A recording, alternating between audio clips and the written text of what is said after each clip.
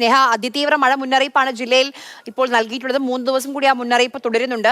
നിലവിലെ ഒരു സാഹചര്യം എന്താണ്? നമുക്കറിയാം, കൊച്ചിയുടെ ഒരു പ്രത്യേകതയാണ്, ഒന്ന് മഴ പെയ്താൽ, കാലവർഷം ഒന്ന് കനത്താൽ പലയിടങ്ങളിലും വെള്ളക്കെട്ടും പിന്നെ ആ പ്രയാസങ്ങളും ഒക്കെ. ഇന്നത്തെ സ്ഥിതി എന്താണ്?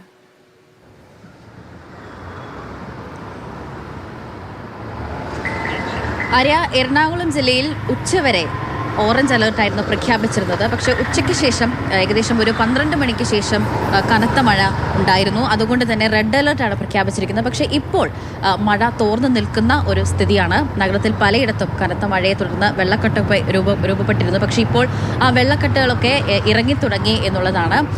പ്രധാനമായും പറയുന്നത്, ഈ പല വീടുകൾക്ക് മുകളിലേക്കും ഈ മരം കടപുഴകി വീണ് വീടുകൾ ഭാഗികമായി തകരുന്ന ഒരവസ്ഥയും ഉണ്ടായി. നിലവിൽ 19 വീടുകൾക്ക് മുകളിലേക്ക് മരം ഇത്തരത്തിൽ വീണ് വീടിന് ഭാഗികമായി നാശനഷ്ടം ഉണ്ടായിരുന്നു. അതുപോലെ തന്നെ ഈ പെരിയാർ, മൂവാറ്റുപുഴ, തൊടുപുഴ ആറ് തുടങ്ങി പല പുഴകളിലും ജലനിരപ്പ് ഉയർന്നു.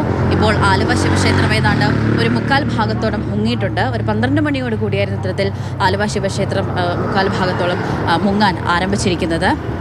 ഈ ഭൂതത്താൻകെട്ട് ഡാമിലെ ഷട്ടറുകളടക്കം തുറന്നിട്ടുണ്ട്. പല ഡാമുകളിലെയും ഷട്ടർ തുറന്നിട്ടുണ്ട്.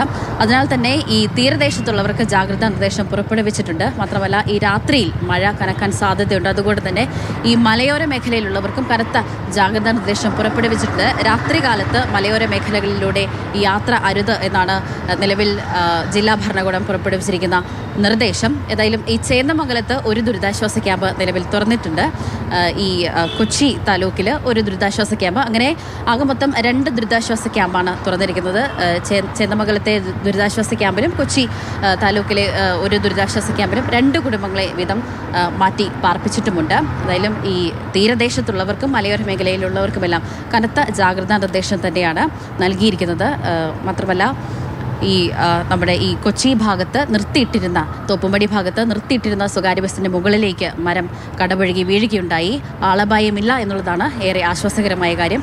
മിക്കയിടത്തും മരം വീണ വിവരങ്ങൾ നൽകിയത്.